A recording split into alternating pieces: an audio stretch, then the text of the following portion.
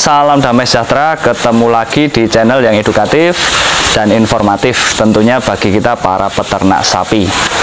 Teman-teman, bagaimana ini kabarnya? Sapinya sehat? Saya doakan semuanya sehat, sapinya sehat, jenengan semua juga sehat. Begitu juga teman-teman di tempat kami, sapi aman dalam pengawasan ketat meskipun di dalam wabah PMK. Nah, sesuai janji saya teman-teman, pada kesempatan kali ini kita akan membahas biosecurity. Nah, kita belajar bersama-sama teman-teman, apa itu biosecurity. Setahu saya teman-teman, biosecurity itu adalah upaya untuk mencegah penyakit itu masuk, atau upaya mengendalikan bila sudah ada yang terjangkit si penyakit ini supaya tidak menyebar dan menular ke hewan ternak yang lain. Biosecurity pada bahasan kita kali ini tentunya di dunia sapi ya teman-teman. Biosecurity di kandang sapi atau pengemukan sapi boleh, peternakan, pembibitan juga bisa. Jadi secara definisi kira-kira biosecurity itu seperti itu. Kemudian dalam hemat saya ya, biosecurity itu yang penting ada 3 teman-teman. Jadi yang pertama itu isolasi, lalu lintas, sama yang satu itu sanitasi. Isolasi, lalu lintas, sanitasi, dan juga nanti ada penambahannya vaksinasi dan penambahan imun. Nah, mari kita bahas yang pertama ini adalah soal isolasi teman-teman. Jadi yang dimaksud isolasi itu adalah kita melakukan pemisahan bagi hewan yang sudah terjangkit, atau bisa juga bagi yang kandangnya belum terjangkit, kita lakukan seringnya saya sebut karantina. Nah, jadi peternak sekarang juga harus memikirkan ya kandang karantina. Letaknya bisa agak jauh dari kandang kita. Bila kita beli sapi baik di pasar maupun di tempat lain, kita isolasi dulu, kita karantina dulu, kita beri vitamin, makan yang bagus, mungkin juga bisa vaksinasi sekalian kalau memungkinkan. Lah setelah 14 hari lah kemungkinan ya, baru kita tarik ke kandang utama. Nah, ini yang pertama perlunya isolasi atau karantina itu teman-teman. Kemudian yang kedua tadi adalah lalu lintas. Jadi kita mempersempit atau mengawasi lalu lintas ternak. Lah, cara pencegahan lalu lintas ini adalah dimaksudkan untuk mencegah penularan. Karena kan lalu lintas bisa dari kandang A ke kandang B ke kandang C, baik itu mobilnya terutama teman-teman maupun sapinya itu sendiri. Lah, lalu lintas ini ngontrolnya kita bisanya adalah dengan semprot atau disinfektan. Jadi ketika ada misalnya ada kiriman pakan ini, katul atau sentrat, biasanya kan pakai truk atau pakai mobil pickup, kita harus semprot dulu roda terutama teman-teman, lalu ke seluruh bagian mobil itu. Dan jika memungkinkan itu tenaga yang angkut-angkut pakannya itu juga harus didisinfektan minimal tangan sama kakinya. Nah, itu sangat penting sekali untuk mencegah kontak langsung dengan dunia luar istilahnya. Nah, selain juga mencegah lalu lintas, kita juga bisa harus mencegah hama. Jadi misalnya ada kan sapi yang membawa lalat itu teman-teman, atau yang tumonen, banyak tumonya, banyak kutunya, ya itu juga harus kita cegah, harus kita lakukan pengobatan, bisa disemprot, ada pakai Negufon bisa, Super Killer bisa. Jadi sebisa mungkin lalu lintas baik itu mobil maupun hama, lalu lintas hama harus kita cut atau kita matikan. Nah, dalam kontrol lalu lintas ini sebenarnya bagusnya itu ada zona merah, zona kuning, zona hijau. Nah, katakanlah misalnya di tempat saya ini zona merahnya itu di luar. Di luar itu mobil boleh lewat, boleh masuk, terserah. Lah setelah memasuki pintu gerbang, ini zona kuning teman-teman. Disinilah penyemprotan atau ABK-nya disemprot dan lain-lain, baru boleh masuk ke zona hijau seperti ini. Begitu juga di kandang karantina tadi. Kandang karantina atau isolasi itu adalah zona merahnya. Setelah dirasa bagus, masuk ke zona hijau. Zona hijau adalah zona kandang di mana sapi-sapinya yang sapi sehat. Nah, kemudian yang ketiga teman-teman, yang ketiga adalah sanitasi. Sanitasi ini sebenarnya penting, namun kadang lalai. Nah, sanitasi ini meliputi adalah kontaminasi si sapi dengan feses atau letong, nah, kotoran sapi. Sebenarnya saya kurang setuju dengan sistem kandang yang letongnya atau kotoran sapinya itu ditaruh di belakangnya itu loh teman-teman. Jadi ini nimpal taruh belakangnya, nimpal taruh belakangnya, karena antara feses kotoran dengan si sapi ini terlalu berdekatan. Ada baiknya jika teman-teman mengumpulkan tempat kotoran atau tempat letong, ya diangkong atau digerobak dulu keluar dari areal tidurnya sapi. Nah, itu bisa mengurangi kontak bakteri, minimal bisa mengurangi kontak bakteri dan kontak virus yang ada. Nah, jadi kebersihannya dengan cara apa? Kalau saya menggunakan ini teman-teman, Wipol. Nah, jadi waktu pagi pengguyangan, waktu pada mandi, sapi-sapinya mandi itu sekalian saya kasih Wipol di lantai-lantai boleh, di tembok-tembok boleh, kemudian bisa diguyang ataupun disikat sapinya. Nggak harus kena sapinya teman-teman, yang penting lantai, lingkungan itu saya kasih Wipol, saya cerot-ceroti Wipol gitu. Supaya apa? Supaya kalau misalnya delalah ada letong atau kotoran atau feses itu yang mengandung bakteri, dia nggak keinjak, dia nggak nempel ke sapinya lagi.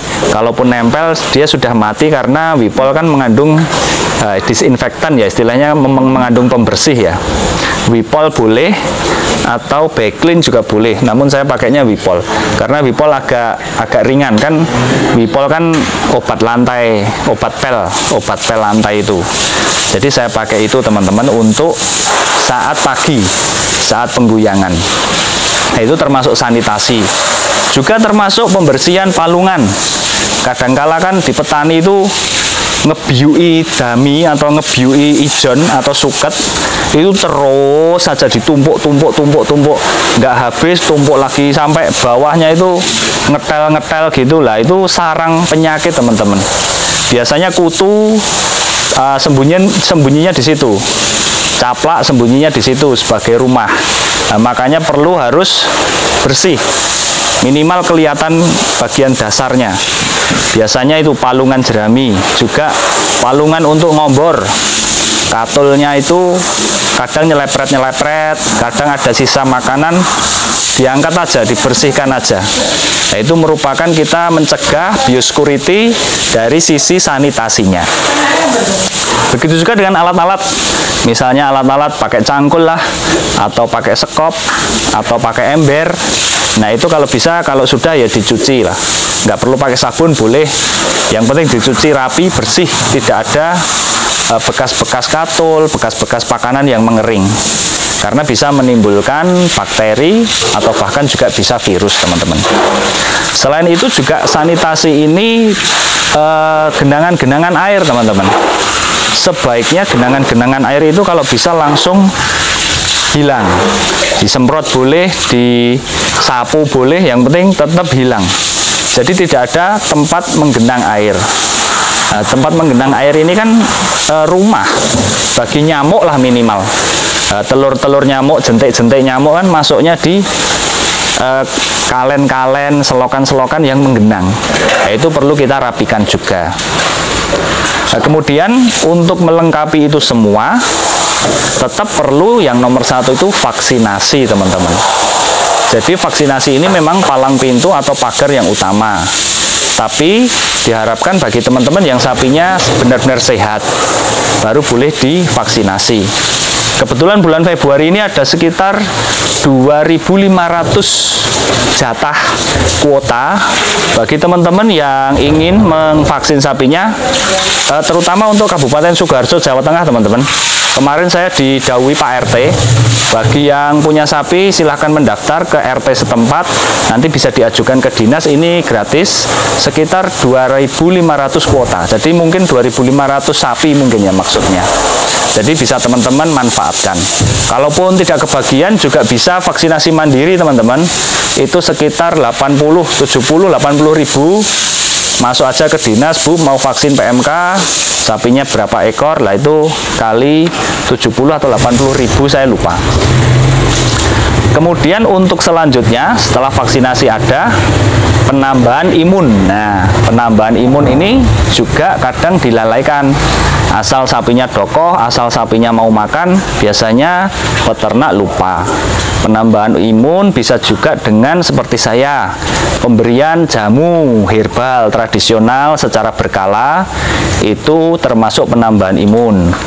Juga saya masih sering tiap 3 hari sekali atau 2 hari sekali semprot dengan sitrun boleh, atau dengan air suruh yang sudah saya kontenkan itu juga bisa, walaupun sapi kita tidak terjangkit PMK. Juga untuk mengeraskan kaki bisa menggunakan terusi seperti yang saya kontenkan, itu berkala, teman-teman, namanya juga pencegahan. Jadi nggak ada pun tetap kita lakukan, semprot pakai sitrun, kasih jamu, kukunya dikuatin. Nah, hal seperti itu tetap harus kita kerjakan. Sebagai tambahan, teman-teman, untuk tindakan pencegahan, sebaiknya kita mengurangi populasi sapi yang ada di kandang kita, teman-teman.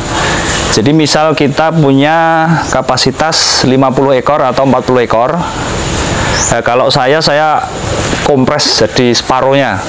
Misalnya kapasitas 40 ya 20, kapasitas 50 ya 25. Jadi nyencangnya atau naroknya itu dibikin agak jarang supaya nggak begitu kontak satu dengan yang lain. Jadi itu juga menjadi suatu trik ya untuk mengurangi risiko kemasukan virus.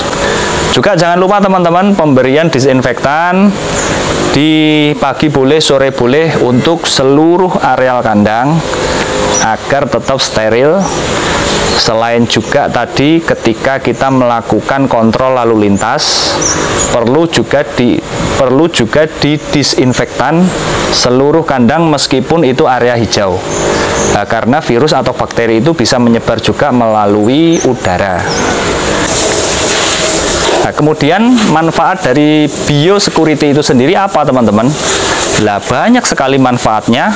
Yang pertama adalah sebagai benteng untuk mencegah sapi kita terjangkit atau membentengi supaya virus itu tidak menular ke hewan ternak kita yang lain yang masih sehat. Nah, untuk yang sehat seperti tempat kami ini, nggak masalah bentengin langsung. Nah, kadangkala ada yang kadung tercemar, lah itu memang agak repot, teman-teman. Meskipun sapinya ini sudah diisolasi, dikarantina tadi, tapi kan ini agak berjuang ini, karena misalnya sapinya 10, yang satu kena, yang satu harus disendirikan, lah yang 9 ini kan masih tanda tanya.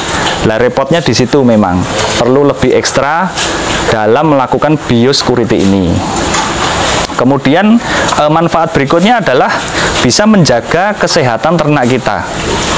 Dengan sapi yang sehat, memperkecil resiko terkena penyakit apapun itu, baik PMK, SE, lato-lato, gomen atau BEF, kencing darah, bisa kita minimalisir, teman-teman.